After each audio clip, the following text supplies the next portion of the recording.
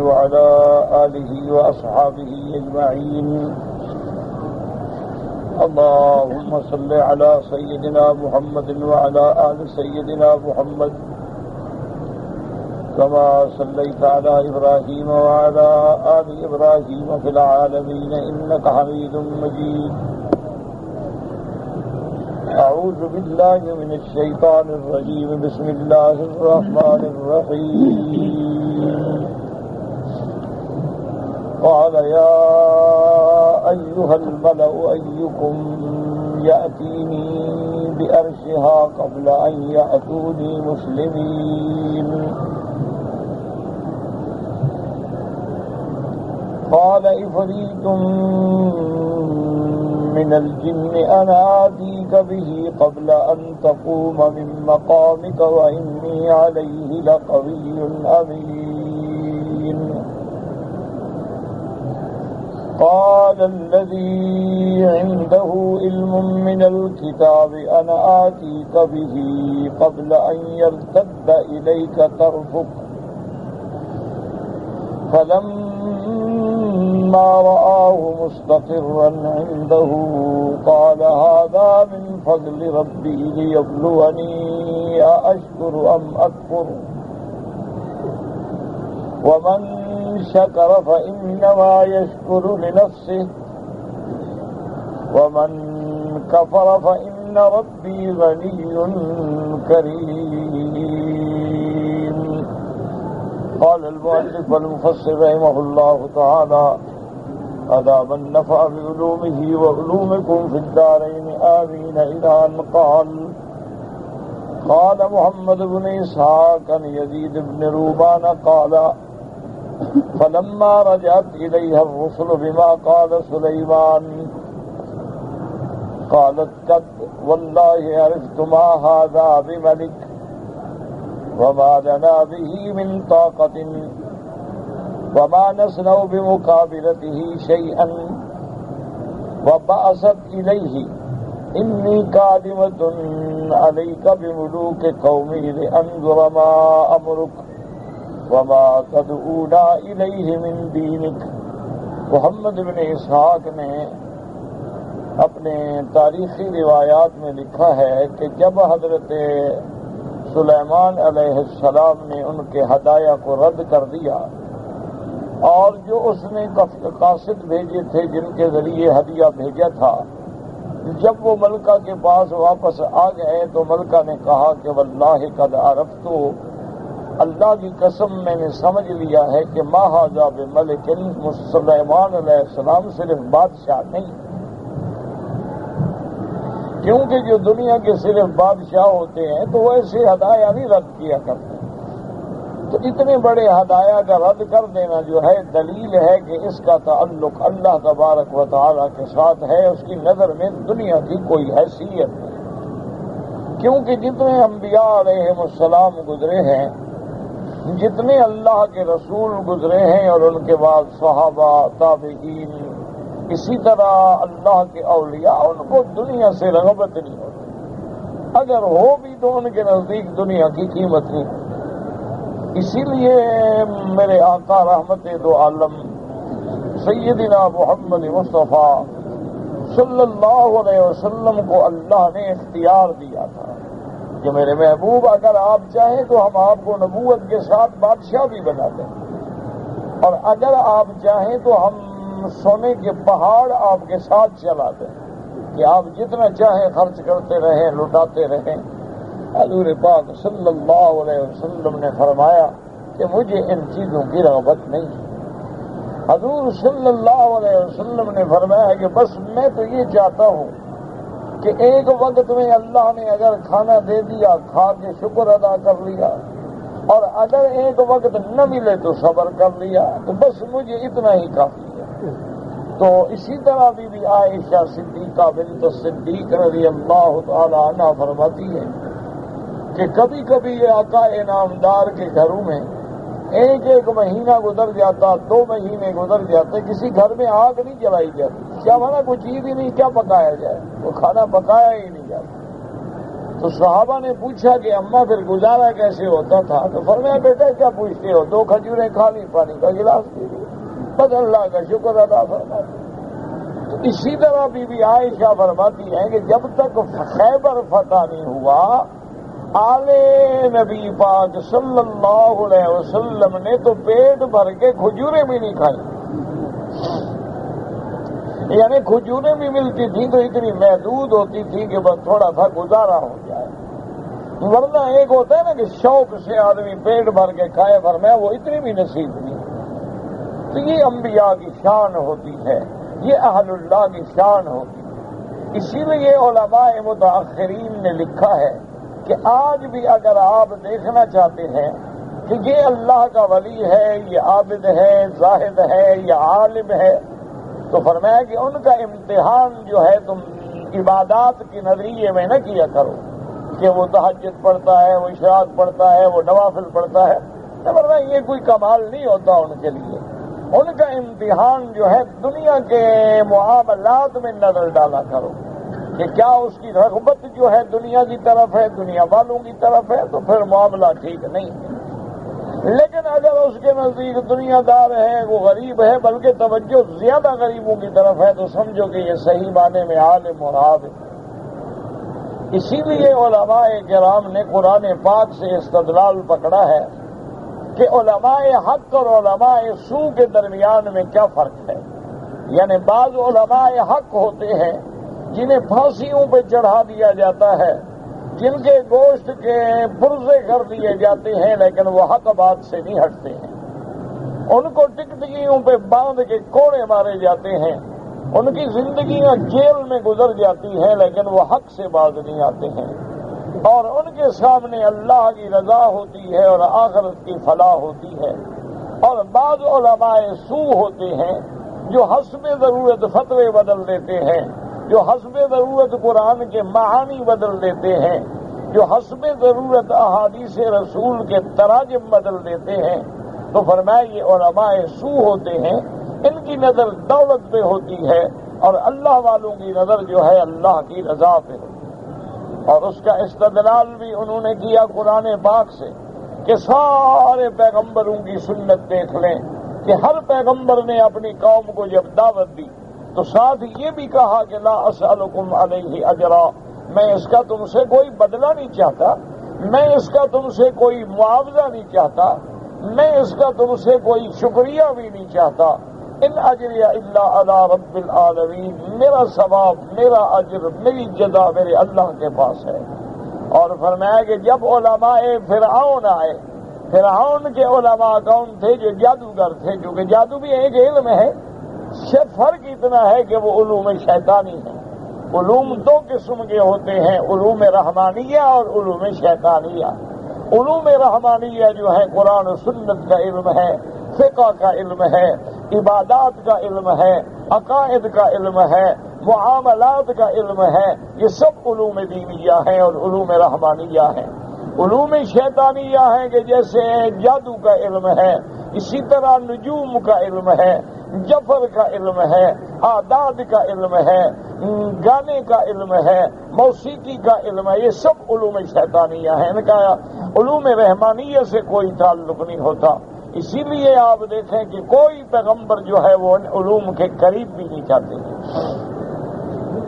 اب دیکھیں کہ جب فرعون کے علماء آئے یعنی جادوگر آئے تو انہوں نے سب سے پہلی بات فرعون سے یہی کی کہ اِنَّ لَنَا لَأَجْرًا إِن كُنَّا نَحْنُ الْغَالِبِينَ، کہ اگر آج ہم موسیٰ علیہ السلام کو شکست دے دیں تو ہمیں ملے گا کیا؟ پہلے ہمارا فیصلہ کریں گے، ہمیں ہدیہ کیا ملے گا؟ قال انکم اذا لمن المقربین، اس نے کہا عجیب بات ہے، تم وہ ہدیہ مانگتے ہو، میں تو تمہیں اپنا وزیر بنا لوں گا، مقرب بنا لوں گا، تمہیں کرسیاں دوں گا، تمہیں عہدے دوں گا۔ اور یہ ہمیشہ ہوتا آیا ہے کہ عہدے جو ہیں ہمیشہ خوشامدیوں کو ملے ہیں، عہدے جو ہیں ہمیشہ علماء سو کو ملے ہیں، سر کے خطاب ہمیشہ علماء سو کو ملے ہیں، اسی طرح شمس العلماء کے خطاب بھی ہمیشہ علماء سو کو ملے ہیں۔ علماء حق کو زنجیریں ملی ہیں، علماء حق کو صعوبتیں ملی ہیں، علماء حق کو جیلیں ملی ہیں، علماء حق کو پھانسیوں پہ لٹکایا گیا ہے، علماء حق کے چمڑے اتارے گئے ہیں جیسے جانور کے چمڑے اتارے جاتے ہیں، لیکن ہر حال میں انہوں نے اپنے بات کو ثابت قدم رکھا ہے۔ اس لیے حضرت امام احمد بن حنبل رحمت اللہ علیہ فرماتے ہیں کہ اللہ کی شان ہے کہ جب مجھے مسئلہ خلق قرآن پر مجھے 90 کوڑے مارے گئے لیکن میں نے برداشت کیے، اور اللہ نے مجھے ان کوڑوں کا بدلہ یہ دیا کہ پہلے اگر مجھے 2 آدمی جانتے تھے تو پوری دنیا میں اللہ نے میری شان کو اونچا کر دیا۔ حتیٰ کہ امام احمد بن حنبل رحمت اللہ علیہ تاریخ بتلاتی ہے کہ جب امام احمد بن حنبل کا جنازہ اٹھا ہے 90,000 کافروں نے کلمہ پڑھ لیا۔ انہوں نے کہا کہ ایک فقیر کا اتنا بڑا جنازہ، ایک آدمی جس کے گھر میں کھانا نہ پکتا ہو، ایک ایسا آدمی جس کے گھر کے اندر دولت نہ ہو، اور اس کے جنازے میں لاکھوں بندے کھڑے ہوں، تو وہ کون سی کشش لا رہی ہے؟ معلوم ہوا کہ اللہ نے محبت لوگوں کے دلوں میں ڈالی ہے۔ تو اس لیے ہمیشہ یاد رکھیں کہ علماء حق معاوضہ نہیں مانگتے۔ تو وہ ملکہ بڑی سمجھدار تھی، وہ پہچان گئی۔ اس نے کہا اگر سلیمان علیہ السلام صرف بادشاہ ہوتے تو وہ کبھی میرے اتنے قیمتی ہدایہ کو رد نہ کرتے۔ معلوم یہ ہوتا ہے کہ انہوں نے پرواہ بھی نہیں کی اور حکم بھیج دیا ہے، تو معلوم ہوتا ہے کہ وہ نبی ہے، اور اگر وہ اللہ کا نبی ہے تو اس سے مقابلہ کرنا جو ہے ہمارے بس کی بات نہیں، اس کا ہم مقابلہ نہیں کر سکتے۔ سمجھدار لوگ جو ہوتے ہیں نا وہ سمجھ جاتے ہیں، پہچان لیتے ہیں اور علامات سے ڈھونڈ لیتے ہیں۔ اسی لیے کہ جیسے میرے آقا رحمت دو عالم سیدنا محمد مصطفیٰ صلی اللہ علیہ وسلم کے مقابلے کے لیے جب آیا تھا نجران، نصارہ کا وفد آیا تھا، عیسائیوں کا وفد آیا تھا، 60 آدمی تھے۔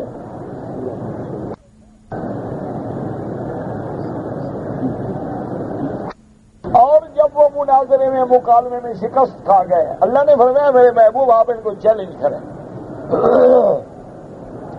آپ ان عیسائیوں کو دعوت دیں گے، قل تعالوا ندعو ابناءنا وابناءکم ونساءنا ونساءکم وانفسنا وانفسکم ثم نبتهل فنجعل لعنة الله على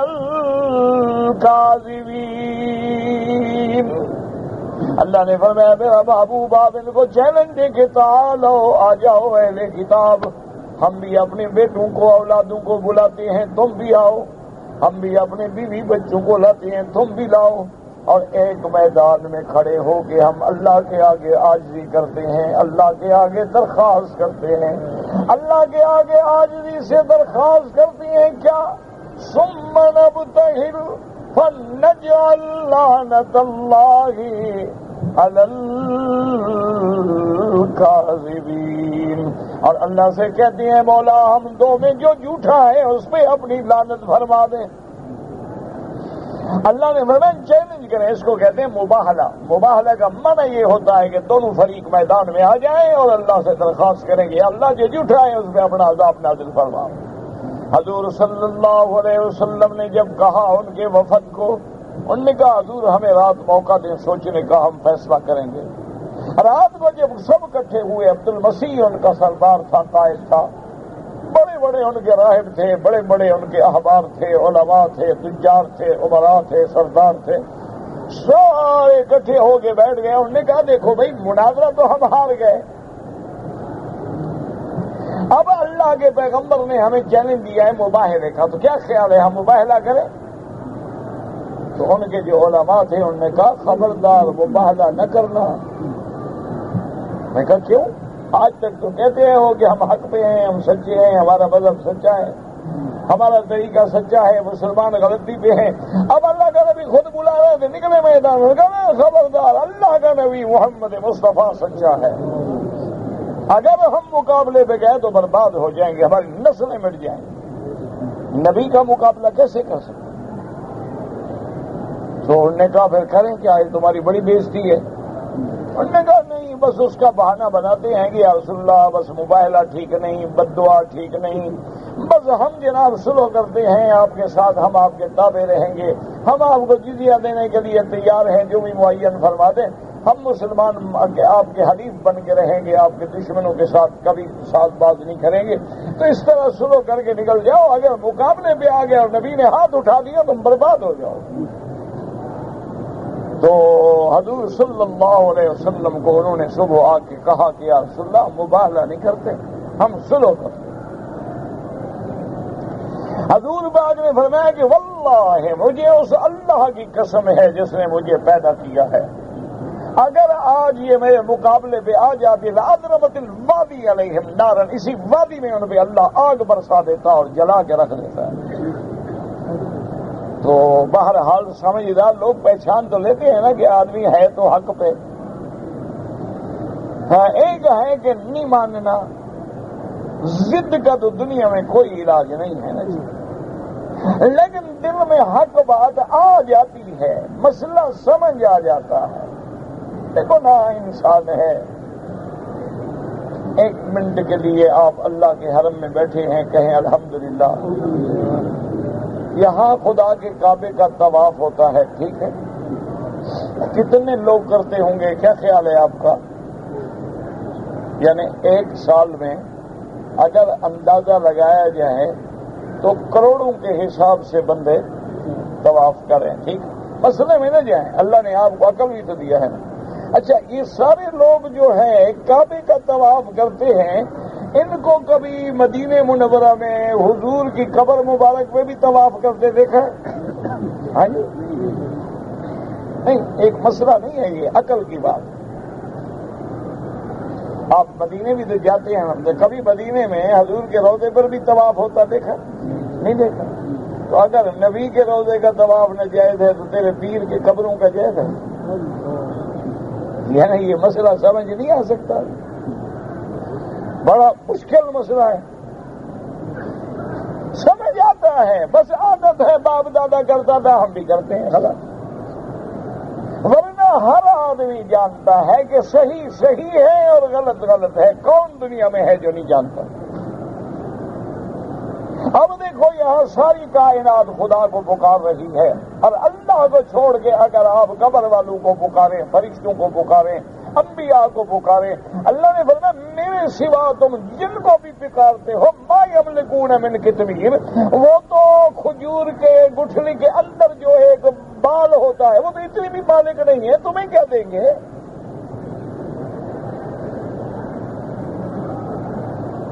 مالک تو میں ہوں، ساری کائنات کا مالک کون ہے؟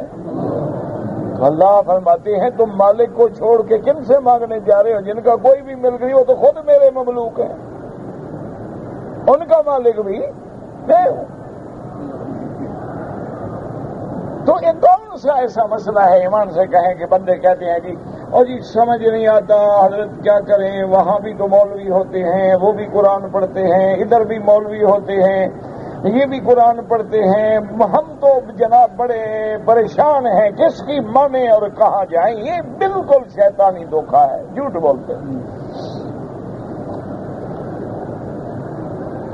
تم بڑے سمجھدار ہو ماشاءاللہ، تمہیں پتہ لگتا ہے یہ گھڑی میڈ ان جاپان ہے، سوئٹزرلینڈ ہے، کوریا ہے یا چائنا ہے، یہ گھڑیاں پہچان لیتے ہو، تمہیں حق باطل والے مولوی کا پتہ نہیں لگتا؟ کون کہتا ہے؟ یعنی ایک آدمی ہے سارا دن قرآن پڑھاتا ہے، ایک پیر ہے مچھے ہیں بڑی بڑی شراب پیتا ہے، بھنگ پیتا ہے، تمہیں نہیں پتہ لگتا حق پہ کون ہے؟ اللہ کے نبی نے کبھی غیر عورت کو ہاتھ نہیں ملایا، پیر ہے ساری عورتیں بیٹھی ہوئی ہیں، تمہیں سمجھ نہیں آتی کہ کیسا پیر ہے بھائی؟ یہ کون سی بات ہے؟ کہو جی مسئلہ سمجھ نہیں آتا کہ ہم جناب بڑی الجھن میں ہیں۔ کس الجھن میں ہو تم بھائی؟ اور جی مولوی ہم کو لڑاتے ہیں، بالکل جھوٹ بولتے ہو۔ مجھے ایک مولوی بتاؤ جو کہتا ہو نماز نہ پڑھو، مجھے ایک مولوی بتاؤ دنیا میں جو کہتا ہو داڑھی مڈایا کرو، مجھے ایک مولوی بتاؤ جو کہتا ہو شراب پیا کرو، بھنگ پیا کرو، نشہ کیا کرو۔ ایک تو سارا جو کرتے ہیں مولویوں نے لڑایا ہوا ہے تمہیں، کیوں جھوٹ بولتے ہو؟ بٹیرے بھی تم لڑاتے ہو، مرغے بھی تم لڑاتے ہو، اور کتے اور ریچھ بھی تم لڑاتے ہو، انسانوں کو بھی تم لڑاتے ہو، مولوی نہیں لڑاتے۔ جو عالم ہوگا وہ ظالم نہیں ہوگا، جو ظالم ہوگا وہ کبھی عالم نہیں ہوگا۔ عالم تو تمہیں لڑائی سے، اندھیرے سے نکالنے کے لیے آتا ہے، وہ لڑانے کے لیے تھوڑا آتا ہے تمہیں۔ اس لیے اب آپ دیکھیں کہ ملکہ ہے نا، آخر خاندانی ملکہ ہے، سمجھ گئی۔ اس نے کہا دیکھو بات سنو، حضرت سلیمان جو ہے بادشاہ نہیں نبی ہے، اور اس کے ساتھ ضد کرنا ٹھیک نہیں، مقابلہ کرنا ٹھیک نہیں، ہمارا کچھ بھی نہیں رہے گا۔ اور اس نے پھر اپنا پیغام بھیجا حضرت سلیمان علیہ خدمت کہ انی قادمۃ علیک بملوک قومی۔ اس نے کہا کہ حضرت سلیمان علیہ السلام میں آپ کی خدمت میں حاضر ہو رہی ہوں، اور میں اپنی قوم کے بڑے بڑے وزراء اور سرداروں کو بھی ساتھ لا رہی ہوں، لأنظر تاکہ ہم آپ کو ملیں، آپ سے بات کریں، ہم دیکھیں آپ کیا حکم دیتے ہیں، آپ کا دین کیا ہے، طریقہ کیا ہے، آپ کس کی طرف ہمیں بلاتے ہیں۔ ثم ورد شریف ملک الذی کانت تجلس علیہ وکان من ذهب مفصص بالیاقوت والزبرجد واللؤلؤ فجعل فی سبعۃ ابیات بعضها فی بعض ثم اقفلت علیہ الابواب ثم قالت لمن خلفت على سلطانها احتفظ بما قبلك وسریر ملکی فلا يخلص الیہ احد من عباد اللہ فلا يرینہ احد حتی آتیک۔ اب جناب ملکہ نے حکم دیا کہ میں جس تخت پہ بیٹھتی ہوں، اور اس کا وہ تخت جو تھا وہ یاقوت زبرجد اور لولو لگے ہوئے، موتی لگے ہوئے تھے، یاقوت روبی لگی ہوئی تھی، اس کو اس نے گھروں کے 7 دروازوں کے اندر بند کرایا، تمام دروازے بند کر کے وہاں نگرانی لگائی، اور ان کو حکم دیا کہ خبردار میرے اسم تخت کی حفاظت کریں، میرے ملک کی حفاظت کریں، اور میرے علاوہ کوئی اللہ کا بندہ، کوئی مخلوق اس کے اندر نہ داخل ہو، نہ کسی کو بیٹھنے کی اجازت ہو۔ علماء نے فرمایا کہ وجہ یہ تھی کہ آخر وہ ملکہ تھی، اس کو خیال تھا کہ میں اتنے لوگ لے کے جا رہی ہوں، پیچھے کوئی میرے خاندان کا ہی قبضہ نہ کر لے، ایسا نہ ہو جائے کہ کوئی میرے تخت پہ بیٹھ جائے اور بادشاہ بن جائے، میں حضرت سلیمان کو ملتی نہیں اور ملک بھی ختم ہو جائے۔ تو اس لیے اس نے اپنے سارے انتظامات کیے اور اس نے اپنی ساری حفاظت کی۔ اور بعض علماء نے لکھا ہے کہ اصل وجہ یہ تھی کہ وہ ملکہ تھی بڑی سمجھدار، انہوں نے کہا کہ جب اس نے دیکھا تھا کہ حضرت سلیمان نے جو مجھے خط بھیجا ہے وہ خط ایک پرندہ لے آیا، اور پرندے نے آ کے اس محل کے روشن دان میں بیٹھ کے میرے اوپر پہنچایا ہے خط، تو معلوم ہوا کہ سلیمان کے پاس کوئی بڑی طاقت ہے، میں ادھر جاؤں کہیں ایسا نہ ہو کہ کوئی بندہ بھیج کے میرے تخت پہ بٹھا دے۔ تو اس لیے اس نے سارے انتظامات کیے کہ بھئی دروازے بند رکھیں، گارڈ لگائے، سیکورٹی کا انتظام کیا کہ کوئی آدمی داخل نہ۔ ثم شخصت الى سلیمان فی 12,000 قیل من ملوک الیمن تحت یدی کل قیل الوف کثیرا، اور اس کے بعد اس نے 12,000 بڑے بڑے سردار لیے جن کے ایک ایک کتاب ہزاروں کا لشکر تھا۔ فجعل سلیمان یبعث الجن یاتونہ بمسیرها ومنتہاها کل یوم ولیلۃ حتی اذا دنت جمع من عنده من الجن والانس ممن تحت یدہ فقال، حضرت سلیمان علیہ السلام نے بھی جنوں کی ڈیوٹی لگا دی کہ ملکہ جب اپنے ملک سے روانہ ہو تو مجھے اس کے ہر قدم پہ اطلاع دی جائے کہ اب کہاں پہنچے ہیں، کہاں پہنچے ہیں، کہاں پہنچے ہیں، اور کیا مشورہ کر رہے ہیں، کیا ان کے ارادے ہیں۔ تو حضرت سلیمان علیہ السلام بھی ان کے آنے سے انتہائی باخبر رہے، اور جب وہ قریب آ گئے تو اب آپ نے اپنے سرداروں کو، اپنے وزیروں کو، مشیروں کو بلا کے فرمایا، قال یا ایھا الملأ ایکم یاتینی بعرشها ایکم یاتینی بعرشها قبل ان یاتونی مسلمین۔ آپ نے فرمایا کہ ان کے آنے سے پہلے میرے حاضرین، میرے درباریوں میں کون ہے جو اس کے تخت کو اٹھا کے اس کے پہنچنے سے پہلے میرے پاس پہنچا دے. وقال قتادہ لما بلغ سلیمان انها جائیۃ وکان قذک له ورشا فاعجبه وكان من ذهب وقوائمه لؤلؤ وجوهر وكان مسطرا بالديباج والحرير وكانت عليه 9 مغاليق فكره أن يأخذه بعد إسلامهم وقد علم نبي الله أن متى أسلموا تحرم أموالهم ودماؤهم. بعض علماء فرماتے ہیں کہ جب حضرت سلیمان علیہ السلام کو پتہ چلا کہ انہا جائیۃ وہ آ رہی ہے، اور حضرت سلیمان کو یہ بھی پتہ چلا تھا کہ اس کے پاس ایک بڑا قیمتی تخت ہے جو سونے چاندی کی پلیٹوں سے بنایا گیا اور پتھروں سے قیمتی مجوہرات سے سجایا گیا ہے، تو فرماتی ہے کہ وہ آپ کو یہ بھی پتہ لگا کہ وہ لولو اور جواہر ہیں، اور اس کے اوپر جو پردے ڈالے گئے ہیں وہ دیباج و حریر کے ہیں، اور پھر اس کے لیے 9 قسم کے پردے ہیں بند کرنے کے لیے. آپ نے فرمایا کہ بہتر یہ ہے کہ میں جلدی سے وہ تخت منگوا لوں، اگر وہ مسلمان ہو گئی تو پھر اسلام لانے کے بعد تو ان کا مال لینا جو ہے وہ حرام ہے. لیکن یہ بھی ایک خام خیالی ہے. حضرت سلیمان کو اس کے تخت لینے کی کیا ضرورت ہے، جس کے تابع جنات ہیں، جس نے حکم دیا کہ 1000 راستے میں محل بنا دو، ایک سونے کی ہو ایک چاندی کی ہو. اس کو کیا ضرورت پڑی تھی؟ اصل بات یہ نہیں تھی. اصل بات جو ہے وہ یہ تھی کہ حضرت سلیمان علیہ السلام ان کو اسلام سکھانے کے لیے، دیکھو نا، جب بادشاہوں سے بات کی جاتی ہے تو انداز وہی ہوتا ہے. ایک ہے کہ عامت الناس کو خطاب کیا جائے، ایک ہے کہ متوسط لوگوں کو خطاب کیا جائے، اور ایک ہے کہ بادشاہوں کو خطاب کیا جائے، تو سب کا انداز نرالا ہوتا ہے. ایک ایسا نہیں ہوتا ہے کہ جیسے بادشاہ سے بات کرو ایسے ایک عام آدمی سے بات کرو. تو حضرت سلیمان نے انتظام کیا کہ اس کا تخت منگوا دو تاکہ آتے ہوئے وہ حیرت میں ڈوب جائے کہ میرا تخت کیسے آ گیا. حضرت سلیمان علیہ السلام اس کے اسلام لانے کے لیے کوشش کر رہے تھے، اس کو اللہ کے دین کی طرف راغب کرنے کے لیے کوشش کر رہے تھے. حضرت سلیمان علیہ السلام کو نہ دنیا کی ضرورت تھی، نہ اس کے تخت کی ضرورت تھی، نہ سونے چاندی کی ضرورت تھی. اگر ایسا ہوتا تو آپ ہدیہ کیوں واپس کرتے؟ اب جناب فرماتی ہیں کہ حضرت سلیمان علیہ السلام نے فرمایا ایھا الملأ ایکم یاتینی بعرشھا قبل ان یاتونی مسلمین.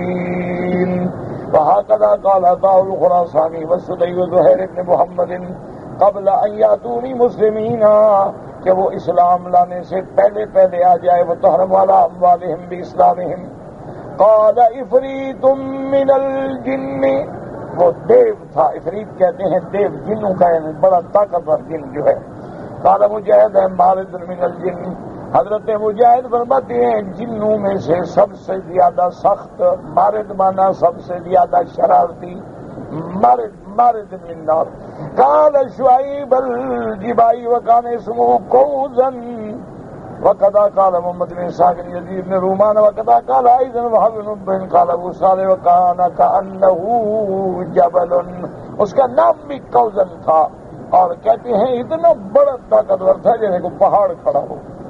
اس نے کہا کہ حضرت اگر مجھے حکم دیں انا آتیک بہ قبل ان تقوم من مقامک. قال ابن عباس رضی اللہ تعالیٰ عنہ یعنی قبل ان تقوم من مجلسک. انہوں نے کہا حضرت آپ جتنی دیر مجلس میں بیٹھے ہیں، آپ جب اٹھیں گے تو تخت آ جائے گا، اتنی دیر میں وہ تخت لانے کی قوت رکھتا ہوں. وقال مجاہد وقال قاصدی وارکان الصادق القضاء الحکومات التام من النهار الى ان تزول الشمس. حضرت سدی فرماتے ہیں کہ حضرت سلیمان علیہ السلام کی یہ عادت مبارک تھی کہ وہ صبح کو آگے بیٹھتے تھے، لوگوں کو فیصلے کرتے تھے، اور اس کے بعد اول النہار یعنی ابتدائی دن سے زوال شمس تک دوپہر تک آپ بیٹھتے. اور اس افریت نے کہا وَإِنِّي عَلَيْهِ لَقَوِيٌّ أَمِينٌ. قال ابن عباس قوی قوي على حمله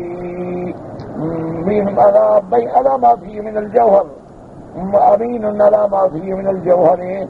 وقال سلیمان فی دعاء من ذلك، اس نے کہا کہ حضرت اگر آپ مجھے اجازت دیں، انی وانی علیہ لقوی، میں طاقت رکھتا ہوں اٹھا کے لانے کی، اور امین آپ گھبرائے نہیں کہ اس میں جواہر ہے، سونا چاندی ہے، میں امانت کے ساتھ دیانت کے ساتھ اٹھا کے آپ کی مجلس میں حاضر کروں گا.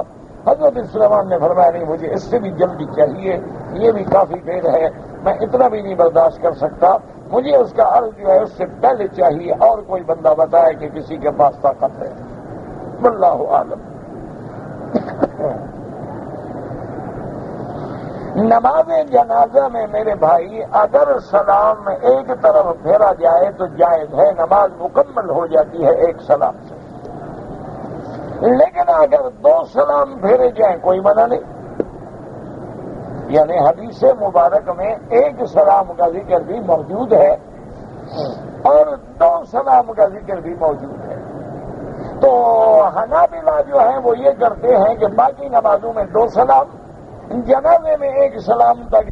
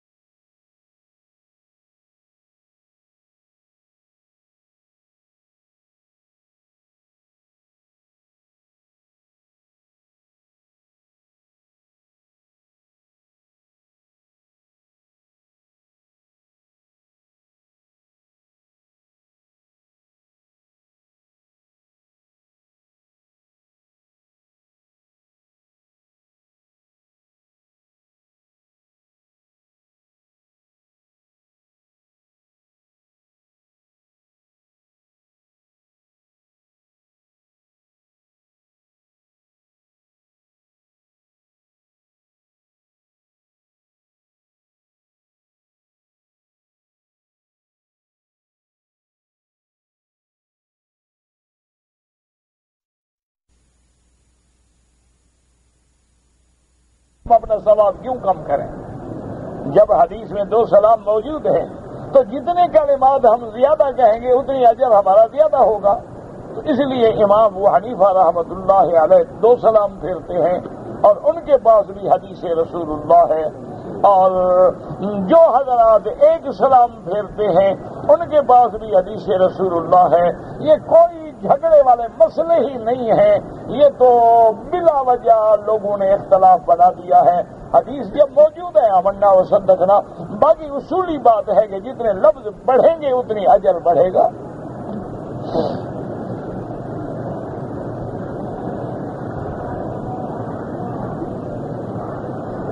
کہتے ہیں جی کہ عمرے کے دوران میں نے زمزم کے پانی سے منہ دھویا تو اتفاق سے میرے ہاتھ میں بال آ گئے داڑھی کے. کوئی بات نہیں میرا بھائی، یاد رکھو احرام باندھنے کے بعد بال منڈانا منع ہے، بال کاٹنا منع ہے. جو اتفاق سے ٹوٹ جائیں ان پر تو کوئی پابندی نہیں ہے. اور یہ مسئلہ بھی سمجھ لیں ہمیشہ کہ بال وہی ٹوٹتا ہے جو مردہ ہو، جو مر گیا ہو وہ گر جاتا ہے، جو بال زندہ ہو وہ نہیں گرتا. تو لہذا اگر کسی نے خلال کیا یا منہ دھویا یا کھجایا اور کوئی بال ٹوٹ گیا کوئی مسئلہ نہیں۔ طواف وداع جو ہے اس کا افضل وقت یہ ہے کہ آپ سارے کام کر لیں، تمام امور نمٹا کے تیاری مکمل کر کے حرم میں آئیں، ان یکون آخر العہد بالبیت الطواف، آخر میں طواف کریں، وہ اسی طرح طواف ہے جیسے باقی طواف کرتے ہیں، اس میں کوئی فرق نہیں۔ حجر اسود سے شروع کریں گے، حجر اسود پہ ختم کریں گے، 7 چکر ہوں گے، بعد میں 2 رکعت پڑھیں گے، صرف ان میں دل سے دعائیں کریں کہ یا اللہ ہمارا یہ آخری طواف نہ ہو، بلکہ جب تک زندگی ہے ہمیں اپنے دروازے پہ دوبارہ حاضر ہونے کی سعادت نصیب فرما، اور بڑی حسرت کے ساتھ، بڑی عاجزی اور تضرع کے ساتھ اللہ کے کعبے کا طواف کریں اور واپس جا کے روانہ ہو جائیں، اس کا افضل وقت یہ ہے۔ لیکن اگر کوئی راستے میں دیر ہو گئی، یا مثلاً ایک آدمی نے طواف الوداع کر لیا لیکن نہیں کیا، فلائٹ اس کی لیٹ ہو گئی یا تاریخ بدل گئی یا کوئی مجبوری ہو گئی، کوئی بات نہیں، حرم آؤ، نمازیں پڑھو، طواف کرو، پھر جو آپ کا آخری طواف ہوگا وہ خود بخود الوداع بن جائے گا۔ کوئی پابندی نہیں ہوتی کہ آدمی طواف الوداع کرنے کے بعد حرم میں نہ آئے یا نماز نہ پڑھے یا اور طواف نہ کرے، طواف الوداع آخر میں کیا جائے وہ افضل ہے۔ اور عمرے والوں کے لیے طواف الوداع واجب بھی نہیں ہے، یعنی اگر نہ کرے تو دم نہیں پڑے گا، حاجی نہ کرے تو اس کو دم دینی پڑے گی، لیکن عمرے والوں کے لیے بھی افضل یہ ہے کہ وہ طواف الوداع ضرور کریں، کیونکہ زندگی کا کوئی پتہ نہیں ہے، اللہ عالم ہمیں پھر طواف نصیب ہوگا کہ نہیں ہوگا۔ اسی لیے حدیث مبارک میں آتا ہے نماز پڑھو تو یہ سمجھ کے پڑھو کہ پتہ نہیں شاید میری آخری نماز، اس کے بعد اللہ جانے مجھے نماز پڑھنے کی توفیق بھی ہوگی، سجدہ بھی ملے گا کہ نہیں ملے گا۔ تو اسی طرح وہ طواف الوداع کا معنی ہوتا ہے مودع کا، لیکن اگر کوئی عمرے والا نہ کر سکے تو جرمانہ نہیں ہوگا۔ چھوٹے بچوں کے لیے کوئی طواف نہیں، آپ اپنے لیے کریں، ان کے لیے دعا کریں۔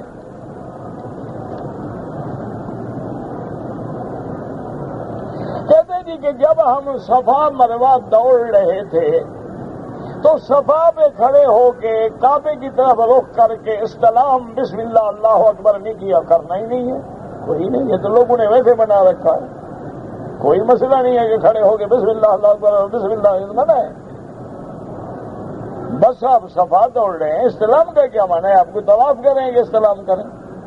ان صفا حضور صلی اللہ علیہ وسلم جب تشریف لے گئے آپ نے پڑھا ابدأ کما بدأ بہ اللہ ان الصفا والمروة من شعائر اللہ، اور یہ آیت پڑھنے کے بعد آپ نے فرمایا لا الہ الا اللہ وحدہ نصر عبدہ اعز جندہ ہزم الاحزاب وحدہ لا شیء قبلہ ولا شیء بعدہ لا الہ الا اللہ وحدہ لا شریک لہ لہ الملک ولہ الحمد یحیی ویمیت وہو علی کل شیء قدیر۔ اور آپ صفا دوڑے، یہ تو نہیں ہے کہ اس کے سلام کرو استلام کرو، یہ تو لوگوں نے خود بنایا ہوا ہے۔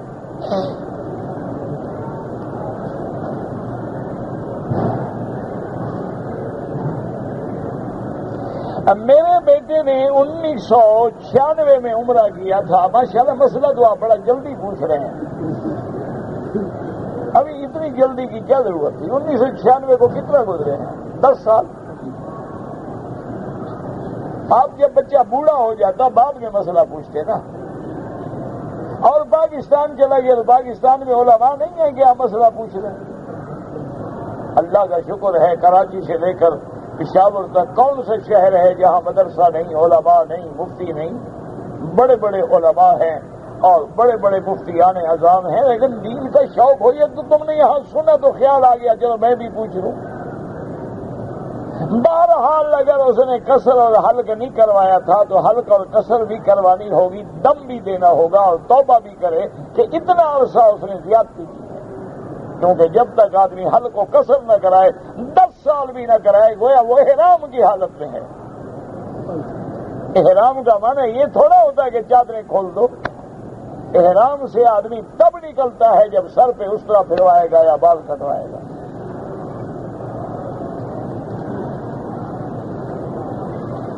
والدین کے لیے ایک عمرہ کر کے ماں باپ دونوں کو دے دو، نہیں، اب سب کے لیے الگ الگ کرو۔ اب وہ جان چھڑانا چاہتے ہیں نا بیچارہ، ایک عمرہ کرو، جان چھوڑو، دونوں کو ٹکٹ مل جائے، خلاص۔ نہیں جناب، آپ احسان نہ کریں، کوئی فرق نہیں پڑتا ہے، یہ بھی تمہارا بھلا ہوگا۔ والدین کے لیے جب حج کرو گے تو ایک حدیث بھی آتا ہے، اس بندے کو اللہ کہتے ہیں 10 حج کا ثواب دے دو، یہ تو تمہارا بھلا ہے، والدین کو کوئی فرق نہیں پڑتا انشاءاللہ۔ تم اگر ان کے لیے عمرہ کرو گے، دعائیں کرو گے، طواف کرو گے، نفلیں پڑھو گے تو اللہ تیرے درجات بلند کریں گے، اللہ تیری مشکلات حل کریں گے۔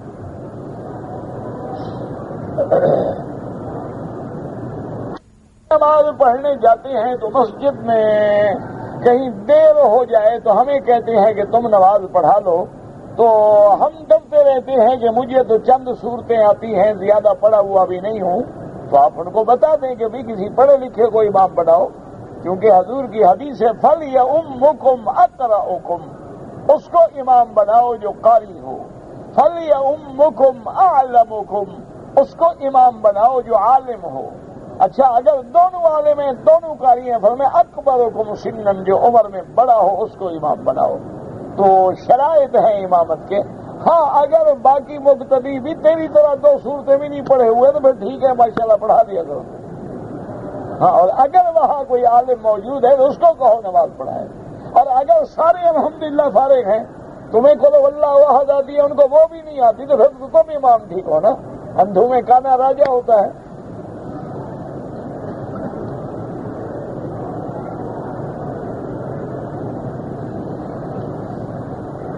اس کو مہربانی کر کے پورا پڑھیں۔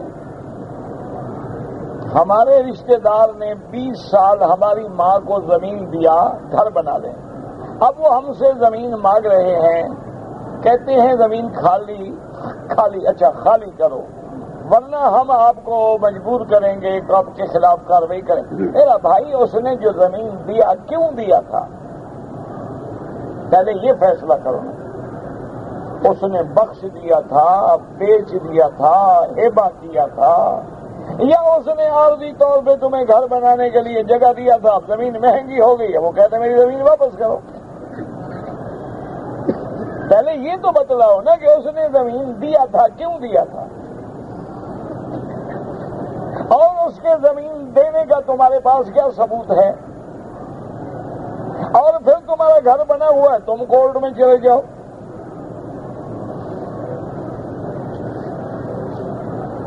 بہرحال اللہ پاک پریشانیوں سے بچائے۔ مجھے شیطانی وسوسے آتے ہیں، نماز میں بھی ایسے وسوسے آتے ہیں کہ ایمان بھی خطرے میں پڑ جاتا ہے، خدا جانے میری بخشش ہوگی کہ نہیں ہوگی۔ میرا بھائی، یہ وسوسے آنا جو ہے یہ تو علامت ایمان ہے، یہ تو بڑی اچھی علامت ہے، ڈرنے والی بات نہیں ہے، بات کو سمجھا کریں۔ مثال کے طور پہ اگر ایک آدمی کا گھر ہے، ایک میں سونا ہے، چاندی ہے، جواہر ہے، مال ہے، دولت ہے، ایک گھر خالی پڑا ہوا ہے، تو ڈاکو کہاں ڈاکہ مارے گا؟ تو جس کے اندر ایمان ہوگا وسوسہ اسی کو ڈالے گا نا، جو پہلے بے ایمان ہے اس کو وسوسے ڈالنے کی کیا ضرورت ہے؟ اندر ایمان کی دولت ہے تو شیطان حملہ کرتا ہے۔ پھر یہ ہے کہ تم اس کے وسوسے کو برا سمجھ رہے ہو، ڈر رہے ہو، اللہ سے معافی مانگنا چاہتے ہو، ٹھیک، بات ختم ہو گئی، پھر ڈرنے کی کیا ضرورت ہے؟ یہی تو ایمان کی علامت ہے۔ جتنے وسوسے ڈالنے دو اس کو، یہ تمہارے بہتری کی علامت ہے، یہ خطرے کی علامت نہیں ہے۔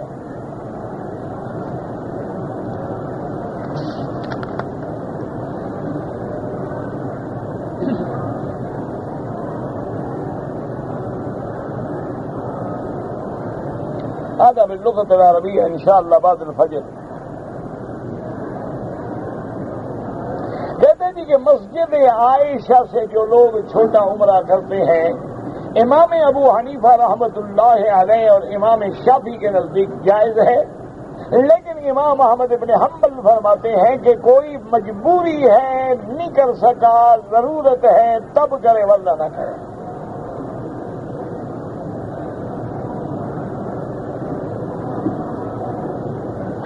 اسلامک چینل ہے، اس پہ ڈاکٹر ذاکر نائک نے کہا ہے کہ عورت سارے جسم کا پردہ کرے لیکن اس کے چہرے کا پردہ نہیں ہوتا، تو ڈاکٹر ہے نا بابا، کوئی عالم کی بات تو نہیں ہے نا، تو ڈاکٹر تو ایسی باتیں کریں گے نا۔ تم تو مجھے یہ بتاتے کہ فلاں مدرسے کے مفتی نے یہ کہا ہے، پھر میں سوچتا وہ تو بیچارہ خود مطالعے کی پیداوار ہے، ہمارا دوست ہے، بھائی ہے، بڑا کام کر رہا ہے، اللہ اس کو اور ہمت دے، لیکن نہ وہ مفتی ہے نہ اس کا کوئی مقام ہے کہ وہ اس قسم کا فتویٰ دے سکے۔ شریعت میں پردہ الگ چیز ہے، عورت الگ چیز ہے، حجاب الگ چیز ہے۔ بعض اوقات بندہ مسئلہ نہیں سمجھتا۔ من یہ ہے کہ اگر نماز میں عورت کا چہرہ کھلا رہے، ہاتھ کھلے رہے، پاؤں کھلے رہے، نماز ہو جائے گی کہ عورت میں شامل نہیں۔ ایک ہے حجاب کہ اذا سألتموہن فاسألوہن من وراء حجاب، کہ جب کوئی بات ہو تو پردے کے پیچھے کھڑے ہو کے بات کرو۔ بی بی عائشہ سے جب مسئلہ پوچھا جاتا تھا تو پردے کے پیچھے صحابہ کھڑے ہوتے تھے۔ بی بی عائشہ فرماتی ہے کہ جب ہم عمرے میں آتے تھے سدلنا علی وجوہنا، ہم اپنے چہروں پہ کپڑا ڈال لیتے تھے اگر مرد آگے آ جاتے تھے۔ تو چہرے کا پردہ بھی ہے۔ وہ میرے دوست ہیں ڈاکٹر ذاکر نائک، اور بڑا اچھا مجاہد آدمی ہے، بڑا اچھا کام کر رہا ہے، لیکن اس کا فتویٰ کوئی مقام نہیں رکھتا۔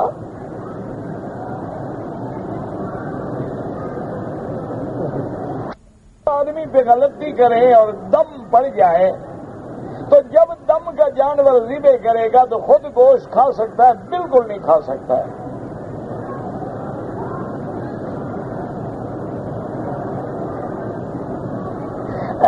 بینکوں کے ذریعے پاکستان میں جو گاڑی ملتی ہے بالکل سود ہے، بالکل نہیں لینی چاہیے۔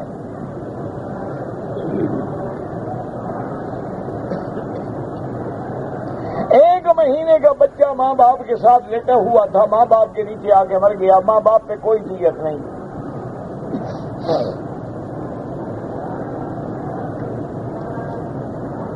کہتے جی یہ احرام کھولنے کے بعد اگر میاں بیوی ہیں تو ان پہ ساری پابندیاں ختم ہو گئی۔ ختم، جب احرام کھل گیا ساری پابندیاں ختم، اب میاں بیوی مل سکتے ہیں، خوشبو لگائیں، لیٹیں، بیٹھیں، اٹھیں، بہت سارا۔ آب زمزم پینے میں وہی طریقہ ہے کہ بیٹھ کے پئیں اور بسم اللہ الرحمن الرحیم 3 سانس لیں اور ہر سانس کے وقت گلاس کو دور کریں، لیکن اگر کھڑے ہو کے پی لیں تو جائز ہے، منع نہیں۔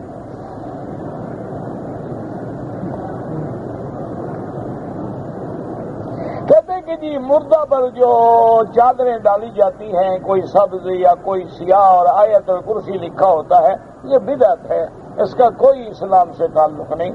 یہ کپڑے کے اوپر والی آیت الکرسی فائدہ نہیں دیتی جب تک اندر نہ ہو۔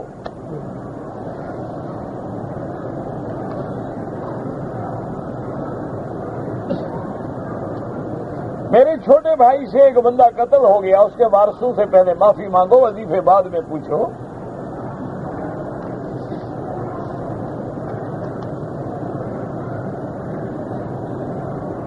قصر جو ہے نا کاف کعبے والے سے نہیں ہوتی، قصر ہوتی ہے کاف نقطے والے سے۔ ان تقصروا قرآن میں دیکھا کرو نا۔ تو بہرحال نماز میں فرائض میں قصر ہوتی ہے، سنت نفل تو پڑھنا ہی معاف ہے، اس میں قصر کی کیا ضرورت ہے بھائی؟ اگر پڑھنا چاہو تو پھر پورا پڑھنا ہوگا۔ اگر عورتیں محرم کے علاوہ علیحدہ طواف کرے کوئی منع نہیں۔ نماز قضا کرنے کا جب موقع ملے ہمت کرو، قضا پڑھتے رہو۔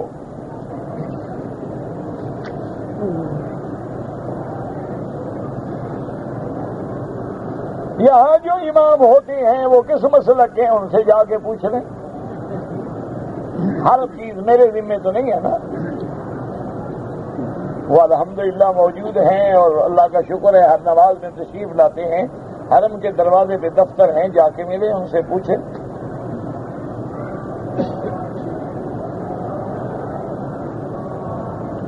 آج کل جو مکانوں پہ قرضہ ملتا ہے بینکوں سے، میرا بھائی اس کے طریقے ہیں۔ ایک طریقہ یہ ہے کہ کہتے ہیں جی آپ 10 لاکھ لے جائیں، اپنا مکان بنائیں اور ہمیں 10 لاکھ پہ آپ نے 1 لاکھ دینا ہے، یہ حرام ہے۔ ایک یہ ہے کہ بینک یہ کہتا ہے کہ جی آپ نے کیا مکان بنانا ہے، آپ نے ان کو نقشہ دے دیا، پلاٹ دے دیا، زمین دے دی، انہوں نے کہا ہم آپ کو مکان بنا کے بیچ دیتے ہیں۔ وہ مکان اپنے کنسٹرکشن، اپنے کنٹریکٹرز، اپنے ٹھیکیداروں سے بنوا کے اپنے قبضے میں لے کے آپ کو بیچ دیتا ہے، تو وہ جائز ہے۔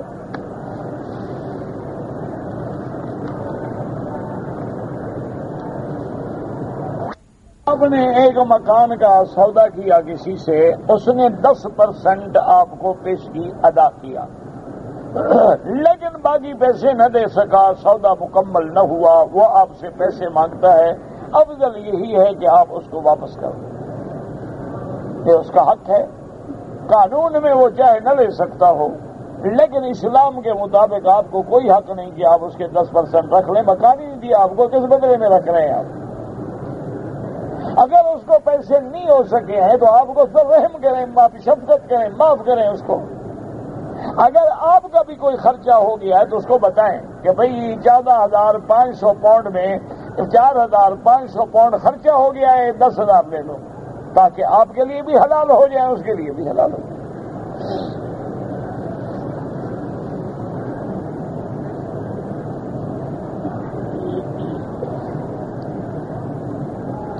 اگر آپ کا والد فوت ہو گیا ہے، والدہ ہے، بیٹا ہے، 2 بیٹیاں ہیں، والدہ کو 8واں حصہ ملے گا، بیٹیوں کو آدھا اور بیٹوں کو ڈبل۔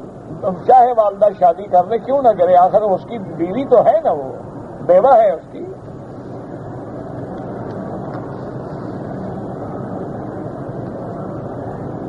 کہتے ہیں کہ حضور جب پیدا ہوئے تو فرشتے 3 دن کے لیے اللہ کے پاس لے گئے تھے۔ یہ پتہ نہیں لوگ کیسے مسئلے گھڑتے ہیں، اللہ ہدایت دے۔ یعنی مکے میں رہتے ہوئے اللہ سے دور تھے وہ۔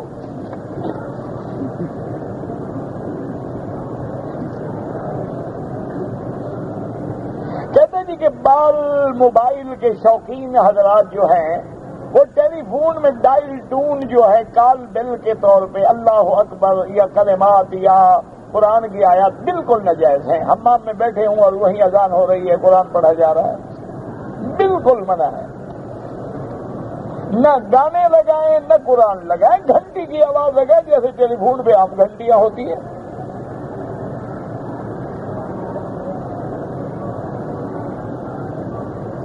کہتے جی کہ بنگلہ دیش میں رواج ہے کہ عورتیں اپنی پیشانی پہ ٹیکا لگاتی ہیں، مسلمان تو نہیں لگاتی، بعض ہندوؤں کی رسم میں بیچاری مجبور ہو گئی ہوں، عادت ہو گئی ہو، ورنہ لگانا حرام ہے، کیونکہ یہ شعار ہے ہندو عورت کا۔ بعض لوگ جو ہیں ادب میں اپنے والدین کے پاؤں پہ جھک جاتے ہیں، یہ منع ہے۔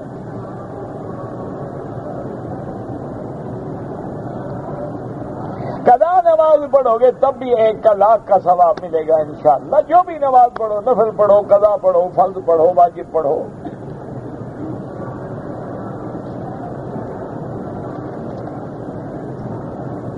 ملتزم کے علاوہ کسی جگہ بھی کعبۃ اللہ سے چمٹنا جو ہے وہ حدیث میں ثابت نہیں ہے، اور بوسہ دینا جو ہے صرف حجر اسود پہ ثابت ہے۔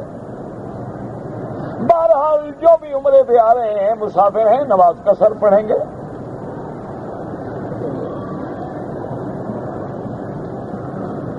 میرے بھائی ڈاکٹر افتخار بیمار، اللہ شفائے کاملہ صحت عاجلہ عطا فرمائے، اللہ ہر بیمار پہ رحم فرما، اللہم اشفنا واشف مرضانا ومرضى من اوصانا واستوصانا ومرضى المسلمين شفاء كاملا لا شفاء الا شفاؤك شفاؤك لا يغادر سقما۔ یہ طواف الوداع کا پہلے ہو چکا ہے۔ اگر کوئی آدمی 2 طواف اکٹھے کر لے تو بعد میں 2 رکعات ان کی پڑھ لے، بالکل جائز ہے۔ ہم حنفی مسلک پہ ہیں، اگر ہم ظہر اور عصر کی نماز سفر میں جمع کریں تو آپ ظہر کو آخری وقت میں پڑھیں لیٹ کر کے، اور عصر کو اول وقت میں پڑھ لیں۔ مثلا 3:30 بجے آپ نے ظہر پڑھی، سلام پھیرا 3:45 بجے، عصر کا وقت داخل ہو گیا، اٹھ کے عصر پڑھ لیں، دونوں جمع ہو گئی۔ آج کے سفر میں نماز ہوائی جہاز میں پڑھے، کوئی منع نہیں، ساری دنیا پڑھتی ہے۔ حتیم میں کھانا پینا کیسا ہے؟ اللہ کے گھر کھانے پینے کے لیے نہیں ہوتے. اگر کوئی آدمی روزے کے ساتھ ہے، مجبوراً افطار کیا ہے تو جائز ہے.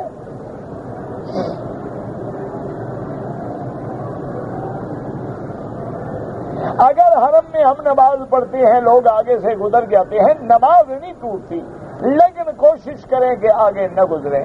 مجبوراً گزرنا ہو تو سجدے کی جگہ پہ پاؤں نہ رکھیں، تھوڑا دور ہو کے گزریں. اگر آدھے بازو والی قمیض پہن کے نماز پڑھیں، نماز مکروہ ہو جاتی ہے.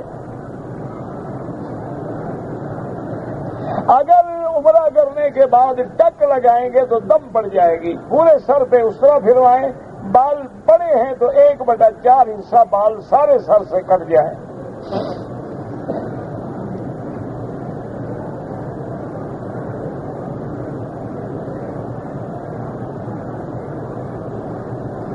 جو آدمی دین کا کام کرے گا اللہ مدد کریں گے. نبی ہوتے ہیں، ان کی مدد ان کے شان کے مطابق، تمہارے حال کے مطابق.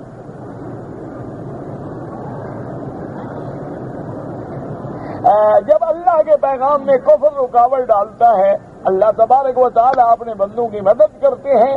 باقی اصل فیصلے جو ہیں وہ آخرت میں ہوں گے. جو کار ملتی ہے وہ ناجائز ہے.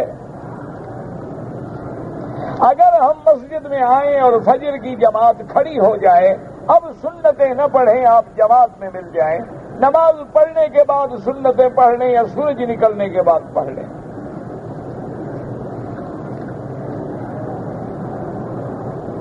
اگر ایک طرف طواف ہے اور ایک طرف دین سیکھنا ہے، دین سیکھنا افضل ہے. دین سیکھو گے تو طواف کرو گے. اگر صفا مروہ دوڑنے کے بعد عورت نے اپنے بال خود کاٹ لیے، کوئی منع نہیں، جائز ہے. اگر شوہر بال کاٹ لے تب بھی جائز ہے.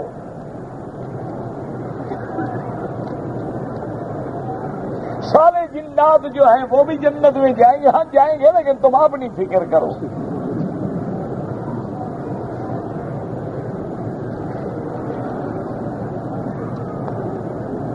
بہرحال کوئی بھی مشکل ہو تو آیت کریمہ پڑھ کے دعا مانگا کریں، کیونکہ حضور نے فرمایا یہ اسم اللہ العظم ہے، الذی اذا دعی بہ استجاب. جو بھی اس سے دعا مانگے قبول ہوتی ہے.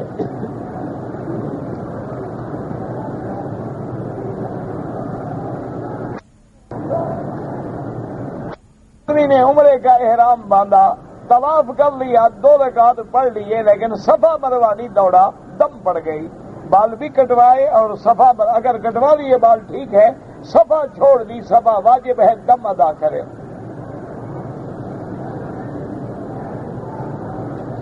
اگر حج کے دنوں میں عورتوں نے اپنی کنکریاں نہیں ماری، کوئی مجبوری تھی، بیماری تھی، کمزوری تھی، کوئی حرج نہیں. ویسے تندرستی بہانہ بنایا تو دم ادا کریں.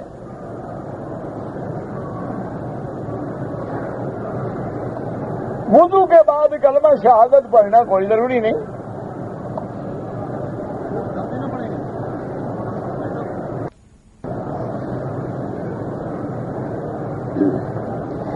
آپ لوگ جب مسئلہ بتاتے ہیں تو بتاتے ہیں کہ احناف کے نزدیک یہ ہے. ہمیں مسئلہ احناف نے سمجھایا ہے. جن کو امام شافعی نے سمجھایا ہے وہ امام شافعی کا نام لیں گے. اگر ابھی تو آپ نماز پڑھیں گے تو کس امام کے پیچھے؟ نماز تو اللہ کی ہے، بتلائی نبی نے ہے، پر تو اپنے امام کے پیچھے رہے نا.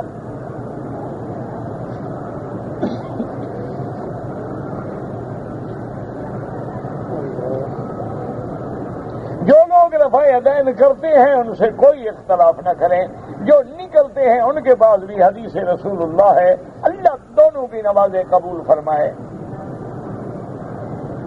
عربی کی داڑھی جو ہے وہ ہمارے نزدیک حجت نہیں، حجت ہے محمد الرسول اللہ کی داڑھی رکھنا.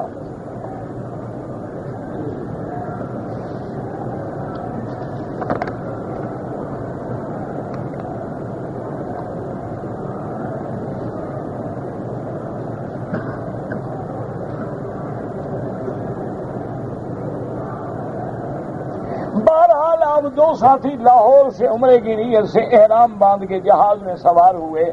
مکہ مکرمہ ہوٹل میں پہنچ کے جب غسل خانے میں گئے تو ہم نے احرام کی چادر اتار لی اور شلوار پہن لی. شلوار کیوں پہنی آخر آپ نے؟ اگر احرام کی چادر گندی ہوگی تو شلوار بھی تو گندی ہو سکتی ہے نا. بہرحال اگر پہن لی تھوڑی دیر کے لیے تو کچھ بھی نہیں تھا. آپ کو مسجد عائشہ جانے کی کوئی ضرورت نہیں تھی. آپ نے غلطی کی ہے لیکن دم کوئی نہیں آپ پہ.